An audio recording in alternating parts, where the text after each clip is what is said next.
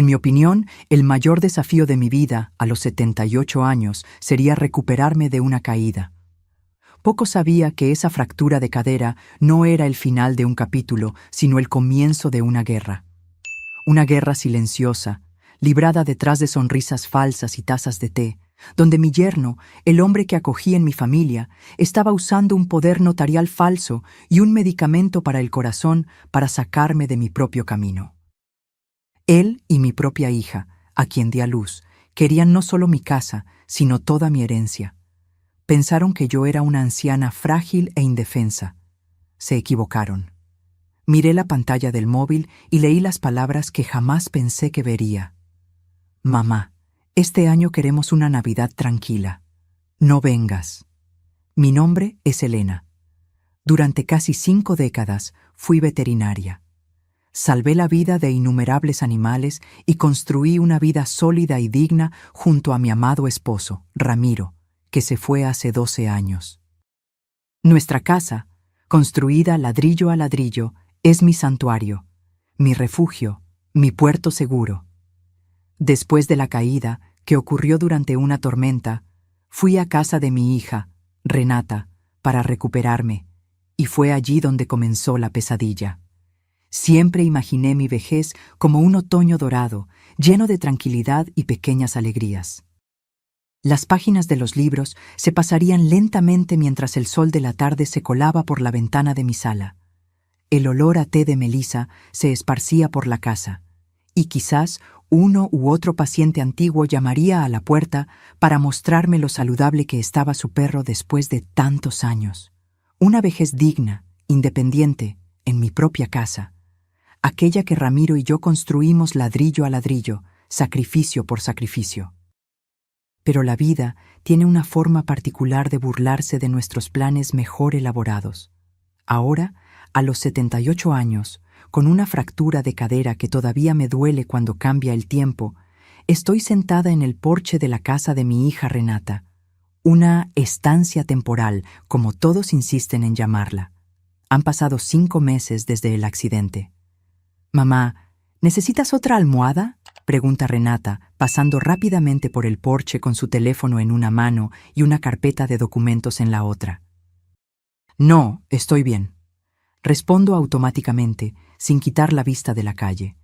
Hay una pareja paseando a su perro. Un dálmata joven, demasiado ansioso, tirando de la correa. Puedo ver que tiene displasia de cadera por la forma en que distribuye el peso en las patas traseras. Un viejo hábito de veterinaria. La noche del accidente permanece vívida en mi memoria. La tormenta había comenzado de repente, de esas que hacen que el cielo explote en relámpagos azules. Estaba sola, como en los últimos 12 años desde que Ramiro se fue. El sótano comenzó a inundarse, algo que nunca había sucedido antes, y bajé para salvar las cajas con las fotos antiguas, las cartas que Ramiro y yo intercambiamos durante el noviazgo, la primera ropita de Renata.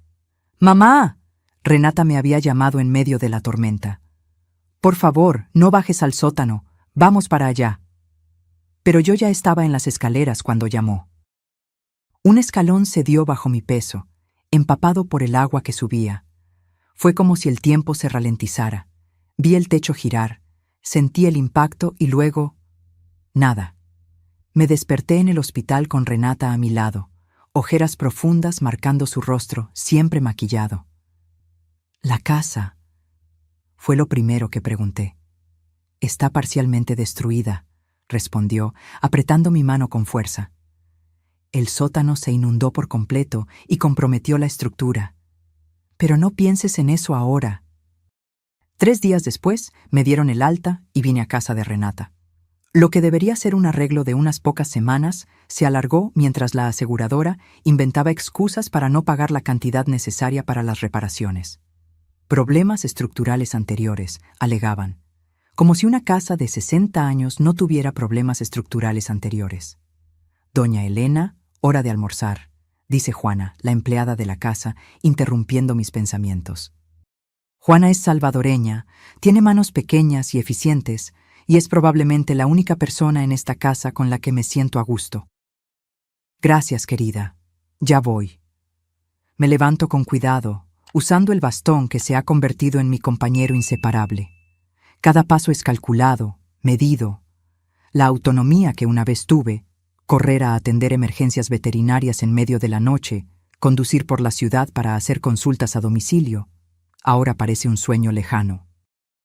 La mesa del comedor de la casa de Renata es enorme, de madera oscura y brillante, de esas que ves en revistas de decoración. Cuando me siento disminuida por su tamaño. Renata está al teléfono, como siempre, hablando de algún cliente importante de su agencia de publicidad. No, necesitamos la aprobación hoy, sin excepciones. Su voz es firme, pero educada. Me hace un gesto con la cabeza mientras continúa la conversación. Adrián, mi yerno, entra en la sala minutos después. Es alto, con canas en las sienes que le dan un aire de distinción. Me sonríe mientras se sienta. ¿Cómo está la suegra preferida hoy? Soy tu única suegra, Adrián, respondo con una sonrisa tensa. Y por eso mismo, la preferida. Se ríe de su propio chiste. ¿Alguna noticia de la aseguradora? Esa pregunta se ha vuelto demasiado frecuente. Nada nuevo. Siguen revisando el caso. Sabes, Elena, se inclina sobre la mesa, bajando la voz como si compartiera un secreto. Tengo un amigo en el negocio inmobiliario que podría evaluar tu casa. Incluso con los daños, el terreno vale mucho. Podrías vender, resolver este dolor de cabeza y tener un buen dinero para disfrutar. Antes de que pudiera responder, Mateo, mi nieto de 15 años, entra corriendo en la sala. ¡Abuela!, me abraza, algo que ha hecho con más frecuencia desde el accidente, como si temiera que pudiera desaparecer. Te traje una cosa. Pone en mis manos un pequeño cactus en una maceta de colores. Para tu habitación.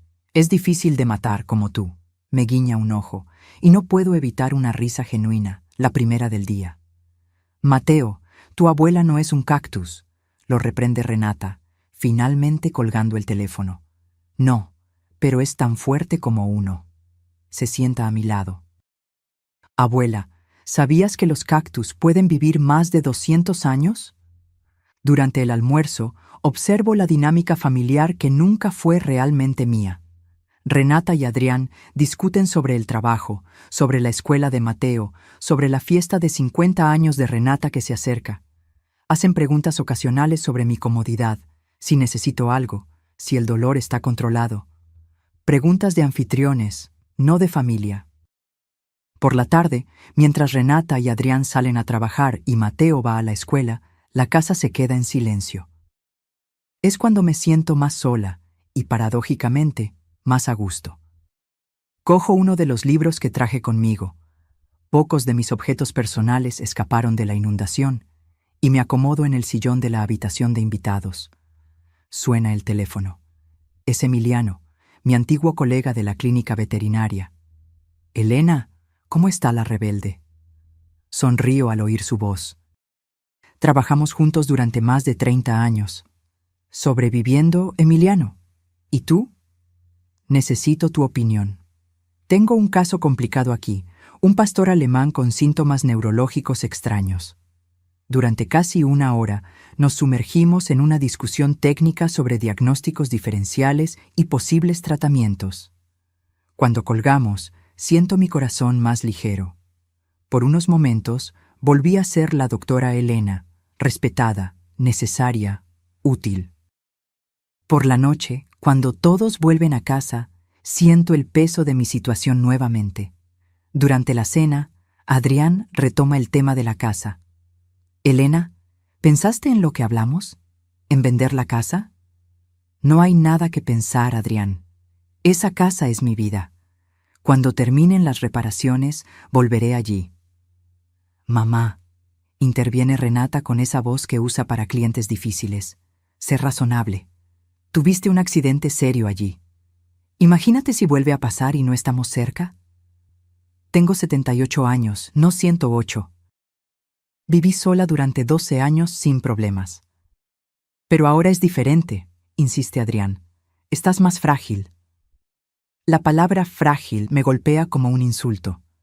Miro a Mateo, que observa la conversación con ojos atentos y preocupados. Creo que la abuela tiene derecho a decidir dónde quiere vivir, dice, sorprendiendo a todos con su inesperada defensa. Un silencio incómodo se instala en la mesa. Más tarde, cuando Mateo viene a mi habitación para darme las buenas noches, se sienta en el borde de la cama. Abuela, ¿estás realmente bien aquí? Miro a mi nieto, este joven que parece haber heredado más de mi espíritu que de la personalidad práctica de su madre. Estoy sobreviviendo, querido. ¿Sabes? Baja la voz. Oí a papá y mamá hablando anoche. Hablaban de tu casa y de un asilo. Se me congela la sangre. ¿Un asilo? ¿Eso es lo que planean? Mateo, ¿estás seguro de lo que oíste? Asiente, con los ojos llenos de preocupación. Papá dijo que sería más fácil si cooperaras con la venta de la casa, y mamá mencionó un lugar llamado Jardines del Atardecer, o algo así. Sostengo sus manos. Gracias por contármelo, mi amor. No te preocupes por mí. Después de que se va, me quedo acostada en la oscuridad, con la mente agitada. ¿Por qué tanta insistencia en la venta de la casa? Renata nunca había mostrado interés en la propiedad antes. ¿Y por qué los mensajes del constructor a cargo de las reparaciones dejaron de llegar hace 2 semanas? A la mañana siguiente, cuando todos se van, hago algo que no debería ser necesario. Investigo. Con dificultad, cojeo hasta el despacho de Adrián en casa y empiezo a hurgar en su escritorio. Entre papeles de trabajo y facturas, encuentro algo que me hace detenerme. Un plano de mi casa, con notas sobre potencial de desarrollo y un valor estimado de venta que me hace tragar con dificultad. Mientras examino el documento, escucho pasos. Rápidamente, guardo todo y finjo estar solo de paso por el pasillo cuando aparece Juana. «¿Doña Elena? ¿Necesita ayuda?» «Solo estoy caminando un poco, Juana. El médico lo recomendó». Ella sonríe, pero veo la duda en sus ojos. De vuelta en mi habitación, la realidad comienza a tomar forma como un rompecabezas sombrío. La insistencia en la venta, el silencio sobre las reparaciones, las conversaciones sobre asilos. Adrián es agente inmobiliario comercial, y mi casa está en una zona que se está revalorizando rápidamente. Por la noche, cuando estamos todos reunidos para cenar, observo a Renata y Adrián con nuevos ojos. ¿Quiénes son estas personas? ¿Mi propia hija estaría dispuesta a alejarme de mi casa por dinero? Abuela, susurra Mateo cuando pasa a mi lado. Encontré algo extraño en el baño de papá. Una caja de pastillas con tu nombre escrito. ¿Pastillas? ¿Qué pastillas? No tomo nada más que lo recetado por el médico después de la cirugía. Cuando todos se van a dormir, espero pacientemente, contando los minutos. A medianoche, salgo silenciosamente de la habitación. Mi cadera protesta a cada paso, pero la determinación es más fuerte que el dolor. Vuelvo al despacho de Adrián, esta vez con una linterna pequeña. En el cajón inferior del escritorio encuentro una caja de pastillas. Digoxina. Mi corazón se acelera. La digoxina es un potente medicamento para el corazón, que en dosis incorrectas puede ser fatal. Y yo no tengo problemas cardíacos. En los próximos capítulos descubrirás la verdadera extensión de la conspiración contra Elena. Lo que comenzó como sospechas de una anciana paranoica se convertirá en una aterradora confirmación cuando encuentre documentos que prueban que Renata y Adrián no solo quieren su casa, quieren su herencia completa y están dispuestos a hacer cualquier cosa para conseguirla. Pero Elena no es una presa fácil, y años de precisión veterinaria le han dado habilidades que sus familiares jamás imaginarían. La guerra silenciosa apenas está comenzando, y lo peor está por venir cuando Elena descubre que no es la primera anciana inconveniente en el historial de su yerno. No dormí esa noche. ¿Cómo podría? La caja de digoxina quedó grabada en mi mente como una sentencia de muerte.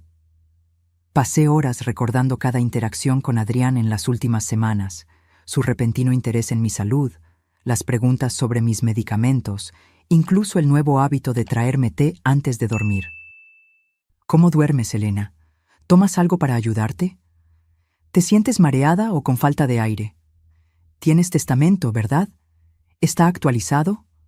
Pequeñas preguntas que parecían inocentes en su momento, ahora encajaban en un mosaico siniestro. Cuando salió el sol, ya estaba sentada en el porche, observando cómo el barrio se despertaba. Trabajadores yendo a sus trabajos, madres llevando a sus hijos a la escuela, la vida normal siguiendo su curso mientras mi mundo se desmoronaba silenciosamente. «Te has levantado temprano, abuela». Apareció Mateo en el porche todavía en pijama, con el pelo revuelto y los ojos soñolientos. «No pude dormir mucho», respondí, intentando sonreír. Se sentó a mi lado, en ese silencio cómodo que habíamos desarrollado. Después de unos minutos, pregunté casualmente: «Mateo, dijiste que viste pastillas con mi nombre. ¿Dónde exactamente?» «En el armario del baño de papá y mamá. Estaba buscando tiritas y vi una cajita con tu nombre escrito a mano». «¿Era digoxina?», frunció el ceño pensativo. «Creo que sí, un nombre así de raro». Mi corazón se encogió. Entonces no era paranoia. «Abuela, ¿estás bien? Pareces asustada». Miré a mi nieto, tan joven, tan inocente. ¿Cómo podría involucrarlo en esto? «Estoy bien, querido. Solo estoy preocupada por mi casa». Apretó mi mano. «Todo saldrá bien. Volverás allí pronto, estoy seguro». Pero su certeza juvenil no aliviaba mi creciente miedo. Esa mañana, cuando todos se fueron, hice algo desesperado. Llamé a la constructora a cargo de las reparaciones de mi casa. «Señora Elena, qué sorpresa», exclamó Pedro, el ingeniero a cargo. «Pensé que había desistido de las reparaciones». «¿Desistido? ¿Por qué?» «Bueno, su yerno nos informó hace casi un mes que usted había decidido vender la propiedad en el estado actual. Incluso firmamos un acuerdo de finalización». Mi respiración se atascó en la garganta. Yo nunca autoricé eso. El silencio al otro lado de la línea fue ensordecedor. «Señora Elena, él presentó un poder notarial firmado por usted». «¿Poder notarial?». Yo nunca firmé. Y entonces lo recordé. Semanas atrás, Adrián me trajo documentos de la aseguradora para firmar, cuando estaba bajo los efectos de fuertes analgésicos después de una sesión de fisioterapia particularmente dolorosa. «Pedro, esa casa lo es todo para mí. No quiero venderla». Su voz sonó preocupada. «Señora Elena, esto es muy serio». «Si hubo falsificación de documentos...». «Lo resolveré, Pedro. Por favor, no le mencione esta llamada a mi yerno si se pone en contacto». Colgué con las manos temblorosas. La conspiración era real y mucho más extensa de lo que imaginaba. Necesitaba actuar, pero ¿cómo? Estaba sola, físicamente debilitada, en una casa que ahora parecía más una prisión elegante que un refugio. Pensé en llamar a la policía. ¿Pero con qué pruebas? Una caja de pastillas y una sospecha de poder notarial falsificado no serían suficientes. Además, ¿quién le creería a una señora de 78 años contra una pareja respetable de mediana edad? Por la tarde, recibí una visita inesperada. Emiliano apareció con un libro de veterinaria antiguo del que habíamos hablado por teléfono. «Te lo traje para que te distraigas», dijo, entregándome el volumen encuadernado en cuero. Tan pronto como Juana salió de la habitación, agarré la mano de Emiliano. «Necesito tu ayuda», susurré, sintiendo que las lágrimas me quemaban los ojos. «Creo que están intentando matarme». Sus cejas grises se alzaron con alarma. «Elena, ¿de qué estás hablando?». En susurros urgentes, le conté todo. La insistencia en la venta de la casa, el poder notarial falsificado, la digoxina. Emiliano me escuchó sin interrumpir. Su rostro se endurecía con cada nueva revelación. «¿Tienes dónde guardar esas píldoras como prueba?», preguntó, práctico como siempre. «No, no puedo cogerlas sin levantar sospechas». «Entonces conseguiremos otras pruebas», apretó mi mano. «Elena, salvaste mi vida cuando tuve ese ataque al corazón en la clínica. No te dejaré sola en esto. Cuando se fue, me sentí más fuerte. Ya no estaba completamente sola. Por la noche, durante la cena, observé a Renata y Adrián con nuevos ojos. ¿Cómo no me di cuenta antes de la frialdad detrás de sus sonrisas? Entonces, mamá, comentó Renata mientras servía la ensalada, estuve pensando, qué bien sería usar el valor de la venta de tu casa para cumplir algunos de tus sueños. Quizás un viaje internacional o un crucero, sugirió Adrián sonriendo. Sería perfecto para alguien con dificultades de movilidad como tú. Un crucero, donde los accidentes pueden ocurrir fácilmente, donde la gente puede caer al mar sin testigos. Prefiero quedarme en tierra firme, respondí, observando atentamente sus reacciones. En mi propia casa, de preferencia. Vi el rápido intercambio de miradas entre ellos. Pero mamá, sé razonable, insistió Renata, su voz adquiriendo ese tono condescendiente que usaba conmigo últimamente. Esa casa es demasiado grande para ti sola, y después del accidente... El accidente, la interrumpí, sintiendo una súbita claridad. Curioso como nunca antes habíamos tenido problemas de inundación, ¿verdad? En 60 años. Un silencio tenso se apoderó de la mesa. Mateo miraba de mí a sus padres, confundido. ¿Qué insinúas, Elena?, preguntó Adrián, su voz de repente fría. Nada, querido yerno, solo una observación de una anciana confundida. Esa noche, encerrada en mi habitación, llamé a Emiliano de nuevo. Necesito que verifiques algo por mí. La inundación en mi casa. Quiero saber si fue realmente un accidente. ¿Crees que fue provocada? No lo sé, pero parece demasiado conveniente. Hice una pausa pensando. Y una cosa más. Quiero que averigües si Adrián o Renata tienen deudas. Grandes deudas. ¿Cómo haré eso? ¿Todavía tratas a ese detective privado? ¿El que tenía el pastor alemán con displasia? Sí, a Roberto. ¿De verdad crees que...? Creo que necesito saber con quién estoy tratando, respondí, sintiendo una determinación que no había sentido en años. Y rápido. En los días siguientes, adopté una estrategia. Empecé a parecer más frágil, más confundida. Fingía no recordar conversaciones recientes, preguntaba repetidamente sobre las mismas cosas, dejaba caer objetos accidentalmente. Vi el alivio en los ojos de Renata y Adrián. La senilidad facilitaría sus planes. Durante ese tiempo, también empecé a rechazar educadamente cualquier bebida o comida que no viniera directamente de las manos de Juana o que no viera siendo preparada. Adrián, gracias por el té, pero Juana ya me trajo uno. Renata, querida, no tengo apetito para ese suplemento vitamínico ahora. Vi cómo crecía la frustración en ellos, especialmente en Adrián. Una semana después, Emiliano volvió con noticias que confirmaron mis peores sospechas. Adrián está hasta el cuello en deudas de juego, me dijo en voz baja durante otra visita social. Cientos de miles. Y hay más.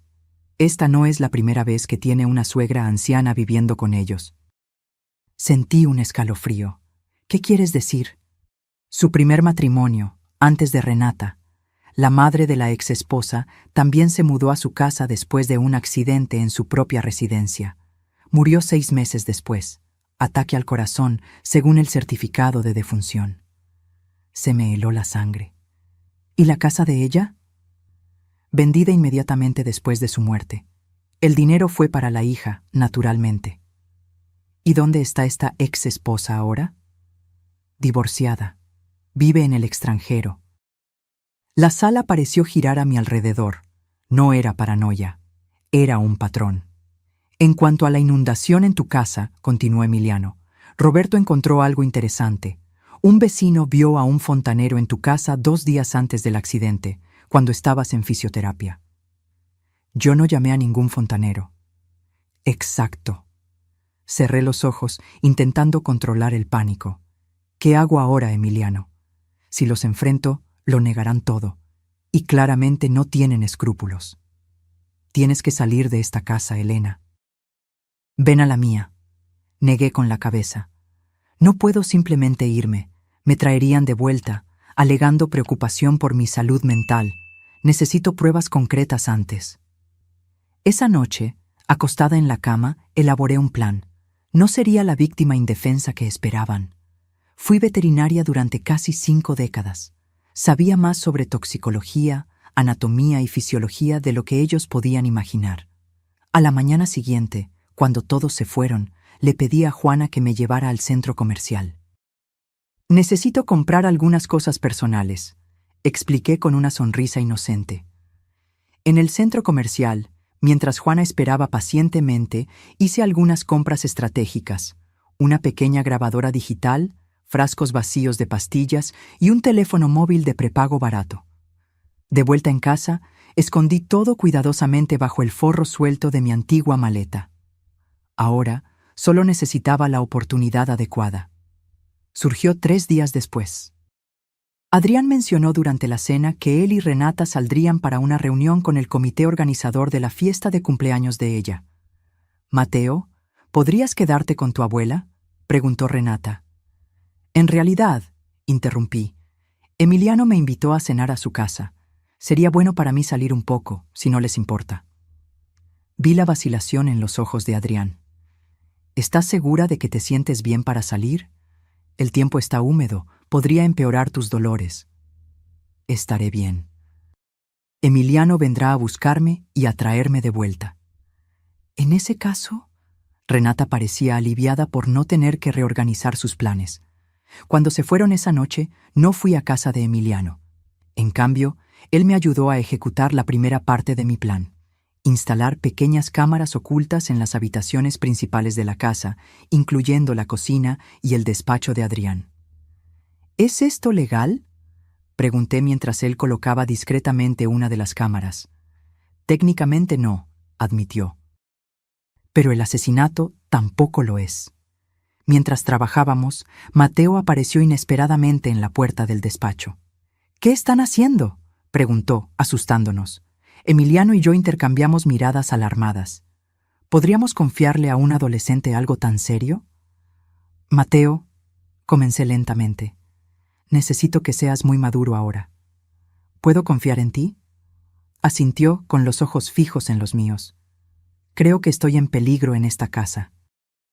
«¿Por las pastillas?», preguntó, sorprendiéndome con su perspicacia.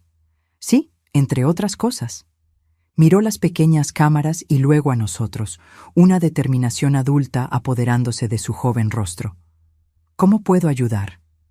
Incluir a Mateo en nuestro plan fue simultáneamente la decisión más difícil y más acertada que tomé. Un adolescente no debería descubrir que sus padres podrían estar planeando matar a su abuela, pero él ya sospechaba, y su ayuda sería inestimable. «Tu parte es simple pero crucial», le expliqué mientras Emiliano terminaba de instalar las cámaras. «Observa y escucha. Cualquier conversación entre tus padres sobre mí, mi salud, mi casa o dinero, anota todo. Pero sobre todo, actúa con normalidad. No queremos que sospechen». Sus ojos eran serios, casi adultos. «¿Y si oigo algo realmente malo?». Apreté su mano. «Entonces me llamas a este número». Le entregué el papel con el número del teléfono móvil de prepago. Inmediatamente. Cuando Renata y Adrián volvieron esa noche, me encontraron tranquilamente viendo la televisión en la sala, como si acabara de regresar de una agradable cena con un viejo amigo. «¿Qué tal vuestra noche?», pregunté con una sonrisa inocente. «Productiva», respondió Adrián, colgando su abrigo. «¿Y la tuya?». «Maravillosa. Emiliano siempre me hace recordar los buenos tiempos». En los días siguientes mantuve mi rutina normal, aunque internamente estaba en constante estado de alerta. Cada vaso de agua, cada comida era un vehículo potencial para la digoxina. Desarrollé el hábito de, accidentalmente, derramar bebidas que Adrián me ofrecía, o de olvidarme de tomar los suplementos que él insistía en que necesitaba. Mientras tanto, Mateo se reveló como un aliado excepcional. Su habitación estaba cerca del despacho de Adrián y podía oír conversaciones telefónicas a través de la delgada pared. «Papá habló de acelerar el proceso», me contó en uno de nuestros momentos privados en el jardín.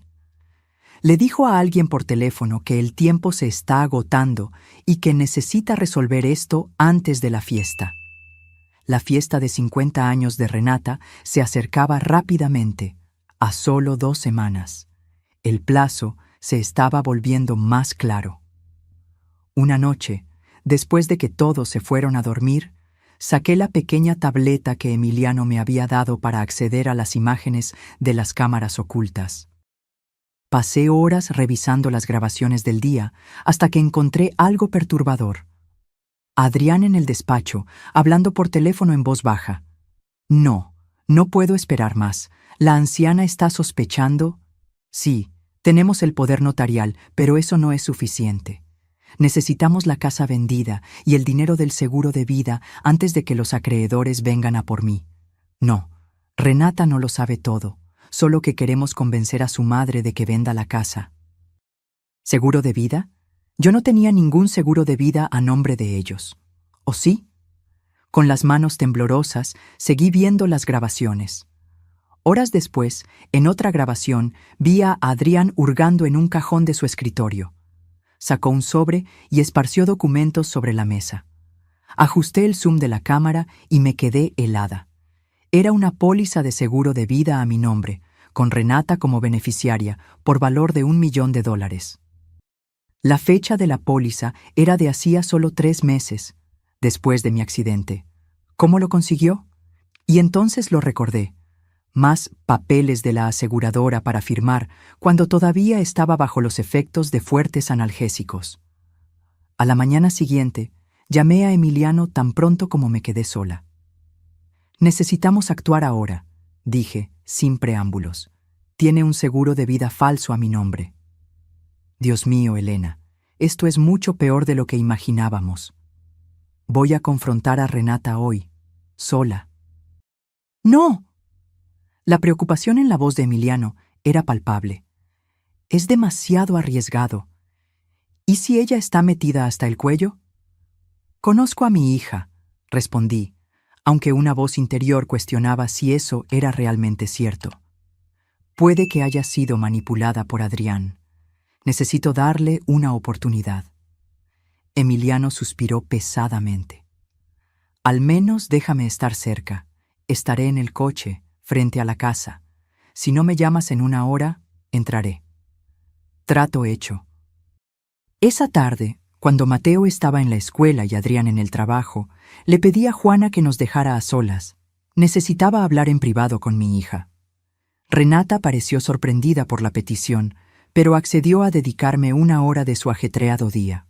Nos sentamos en el porche, con 2 tazas de té sin tocar entre nosotras.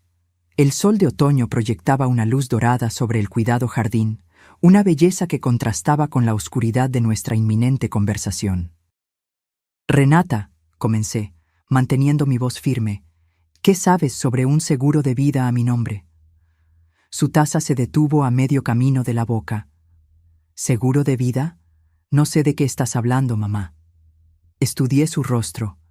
La confusión parecía genuina, pero Renata siempre fue buena ocultando sus emociones. ¿Y sobre el poder notarial que Adrián usó para detener las reparaciones de mi casa? ¿Tampoco sabes nada de eso? Dejó la taza, apareciendo manchas rojas en sus mejillas.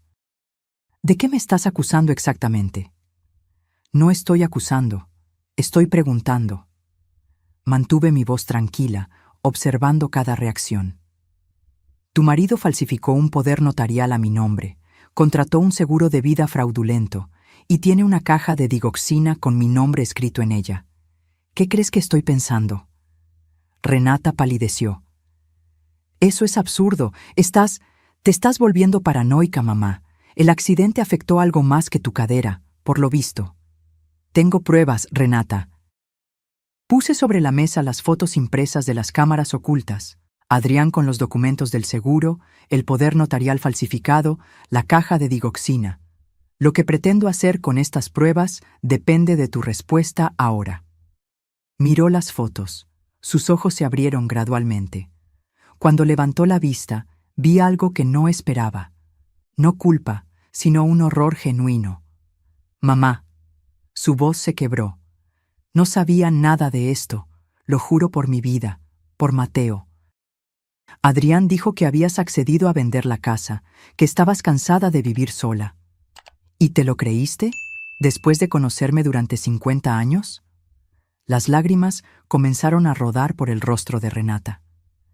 Dijo que estabas en negación sobre tu condición, que era mejor para todos. ¿Para todos o para él? ¿Sabías de sus deudas de juego? Se atragantó. ¿Qué deudas? Cientos de miles, Renata. Suficiente para poner en riesgo esta casa, vuestro estilo de vida y el futuro de Mateo.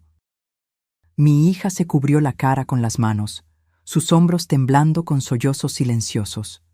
Por un momento sentí pena por ella.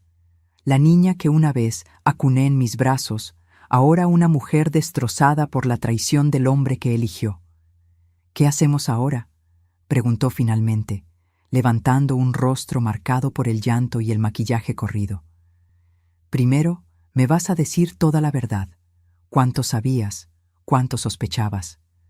Respiró hondo, intentando recomponerse. Sabía que teníamos problemas financieros. Adrián dijo que eran inversiones que salieron mal. Sugirió que sería mejor para ti vender la casa y usar el dinero para tener más comodidades.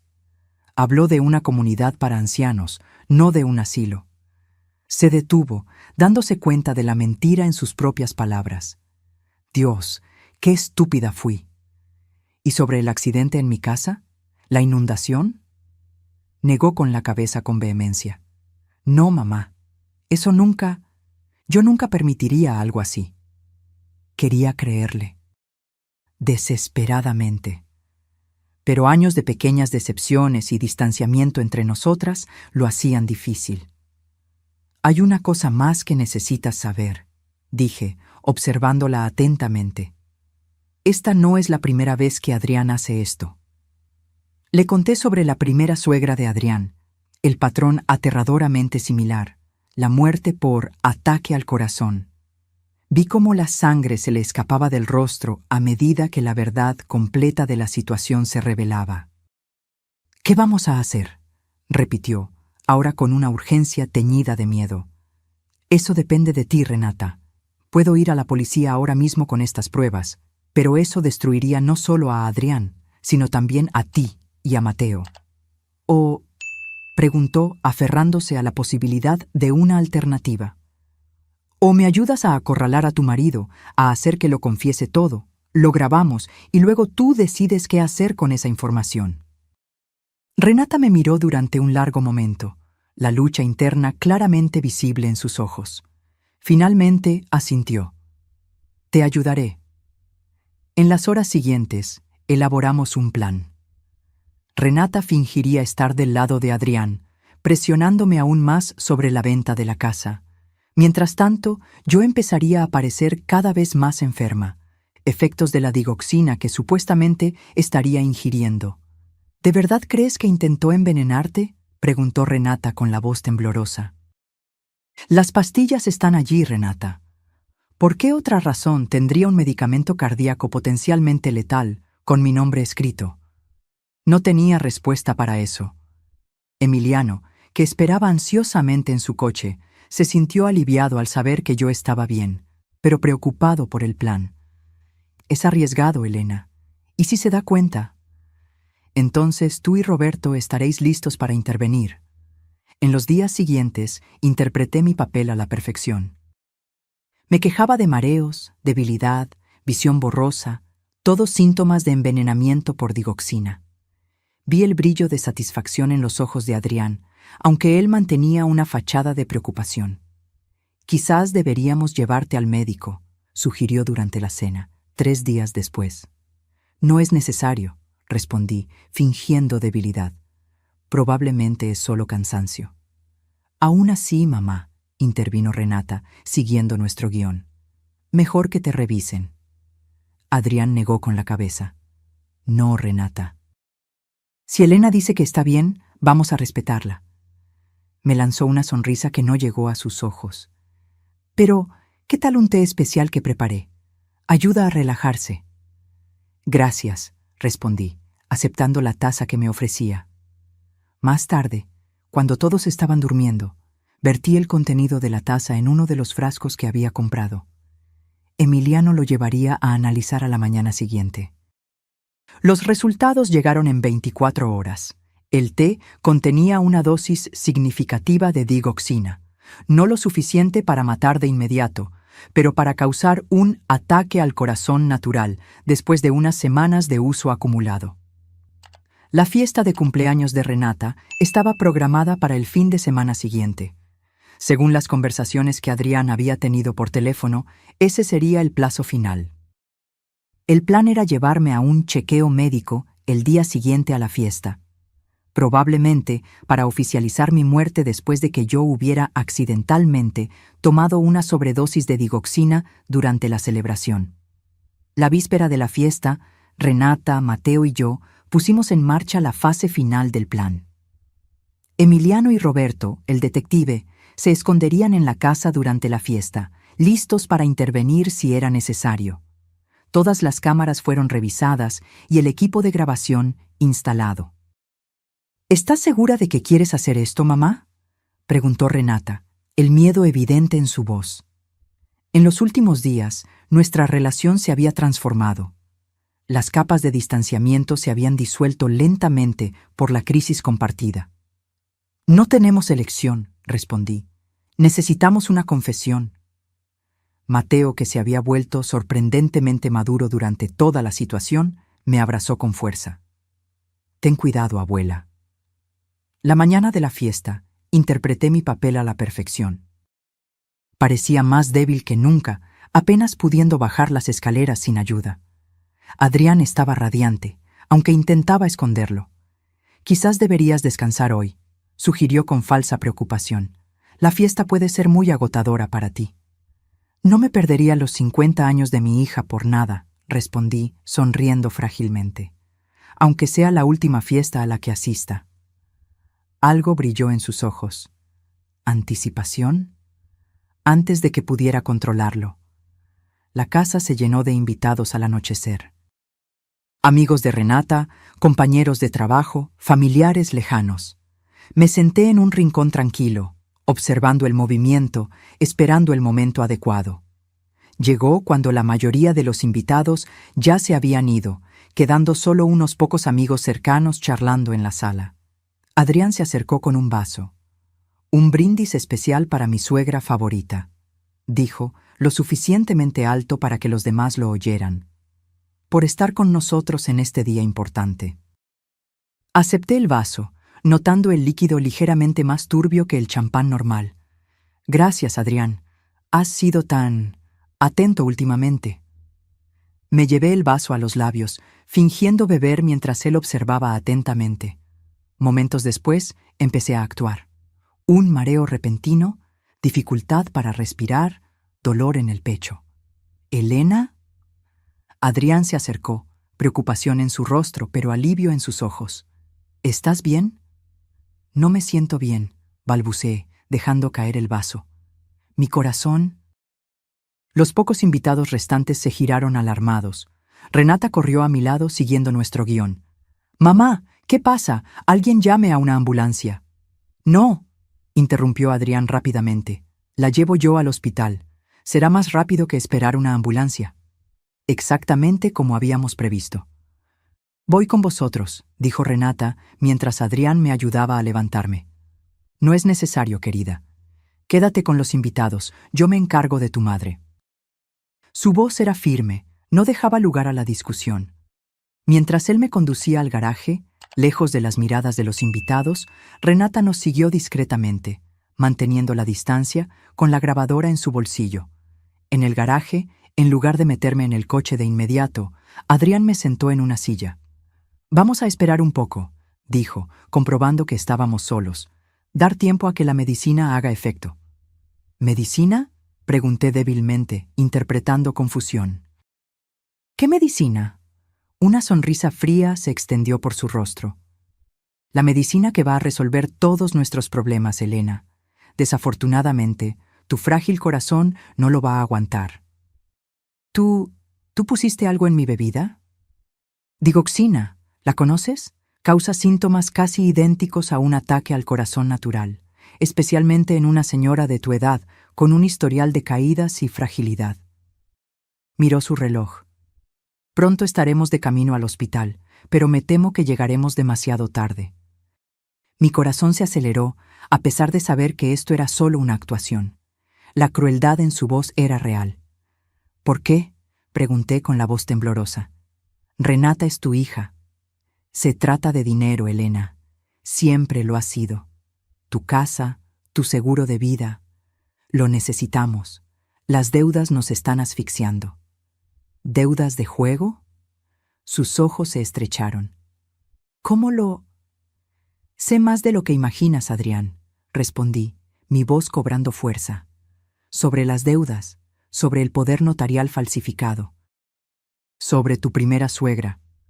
Palideció visiblemente. ¿De qué estás hablando?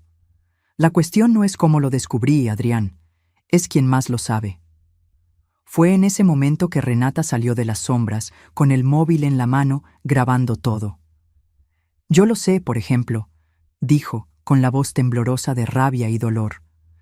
Adrián se giró, la conmoción evidente en su rostro. «Renata, ¿qué estás haciendo aquí?» «Grabándote confesar que intentaste matar a mi madre, aparentemente». Su voz era gélida. «Y que probablemente mataste a tu primera suegra también».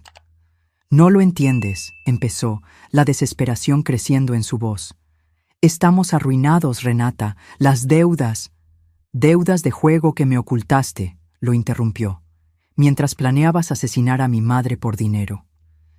En ese instante, la puerta del garaje se abrió.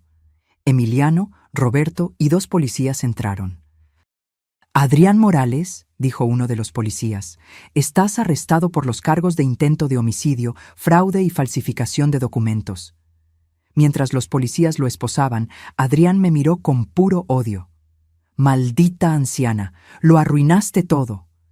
«No, Adrián», respondí con calma, levantándome sin ninguna señal de la debilidad que había fingido.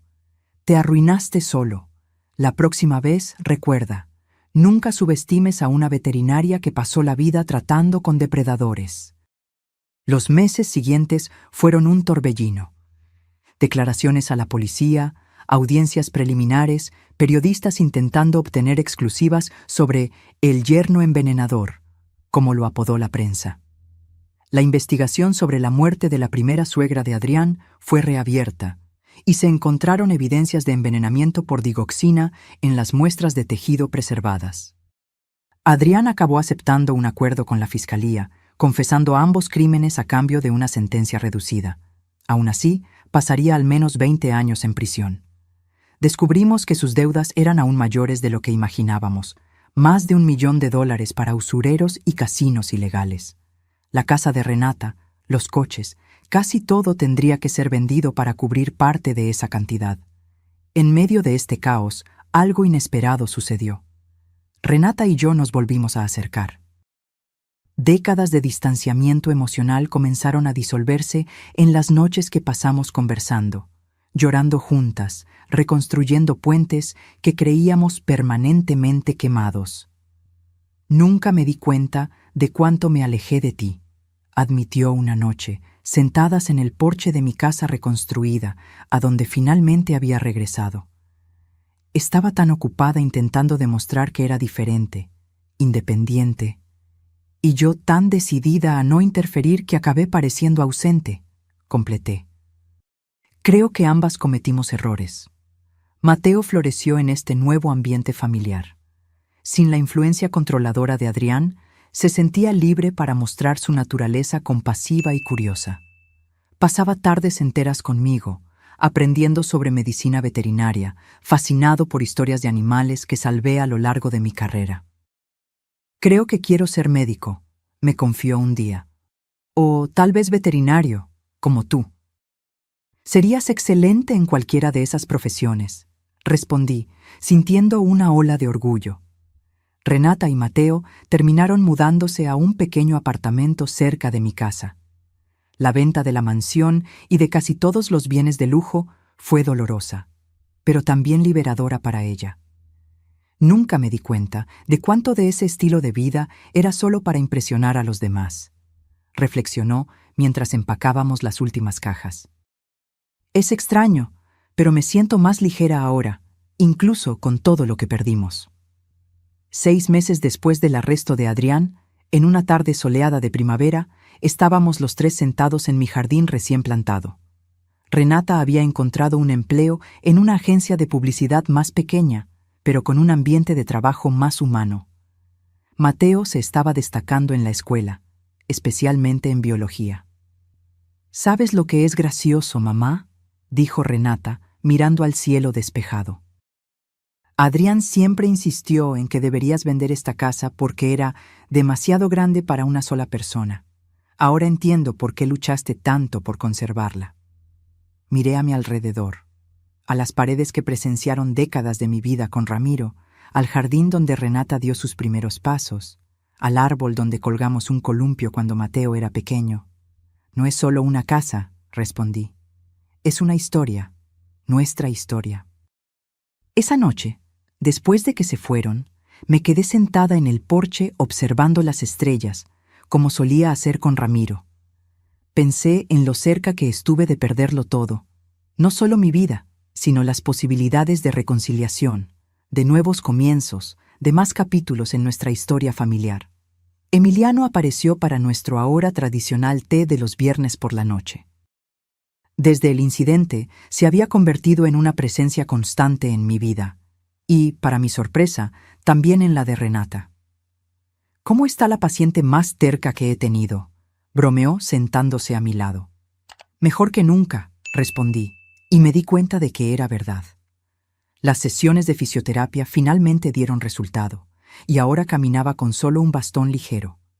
Los dolores en la cadera habían disminuido considerablemente. «¿Sabes?», comenté mientras servía el té, «nunca imaginé que a los 78 años estaría desmantelando una conspiración de asesinato». Emiliano se rió. «Siempre fuiste subestimada, Elena. Por todos, menos por mí». Su mirada se detuvo en la mía un poco más de lo necesario, y sentí un calor familiar que no experimentaba en años. Un mes después, recibí una llamada inesperada. Era Claudia, la exesposa de Adrián, llamando desde España. «¿Doctora Elena? Espero no estar molestando». Me enteré de lo que pasó por un amigo periodista. Su voz era vacilante, cargada de emoción contenida. «Quería agradecerte personalmente. Durante años viví con la sospecha de que Adrián tenía algo que ver con la muerte de mi madre, pero todos me llamaban paranoica, incluso mi propio terapeuta. Hablamos durante horas. Me contó cómo se culpaba, cómo la muerte de su madre la dejó emocionalmente destrozada y vulnerable a manipulaciones, cómo Adrián la aisló de amigos y familiares que hacían preguntas inconvenientes. «Hiciste lo que yo no pude», dijo por fin, con la voz ahogada. «Le trajiste justicia a mi madre». Cuando colgué, sentí una mezcla de tristeza y gratitud. Tristeza por el dolor que esa mujer cargó durante años. Gratitud por haber logrado impedir que el mismo ciclo se repitiera. Llegó el invierno, trayendo consigo la primera Navidad sin Adrián. Renata había decidido hacer la cena en mi casa, como en los viejos tiempos, dijo. Mateo invitó a Emiliano, que aceptó de inmediato. En Nochebuena, mientras preparábamos la cena juntos, Renata me sorprendió con una pregunta. «Tú y Emiliano, hay algo ahí, ¿verdad?». Sentí que mis mejillas se calentaban, una reacción que creía imposible a los 79 años. «Solo somos viejos amigos», respondí, concentrándome en el puré de patatas que estaba preparando. «Mamá», sonrió. «Tengo 50 años, no 15. Reconozco cuando hay algo más que amistad». La verdad es que Emiliano y yo nos habíamos acercado mucho en los últimos meses. Cenas, paseos por el parque, tardes viendo películas antiguas que a ambos nos encantaban. Él me sostenía la mano al cruzar la calle. Yo le arreglaba la corbata cuando estaba torcida. Pequeños gestos que hablaban de una creciente intimidad, de una comodidad que solo encontramos cuando ya no necesitamos demostrarle nada a nadie. «Quizás haya algo», admití finalmente, Pero a estas alturas de la vida es cuando más necesitamos compañía, completó Renata, sorprendiéndome con su sabiduría. Después de todo lo que ha pasado, aprendí que la vida es demasiado preciosa para posponer la felicidad. La cena de Navidad fue la más feliz en muchos años. Mateo tocó el violín, una habilidad que estaba desarrollando en secreto. Renata había preparado los postres favoritos de todos.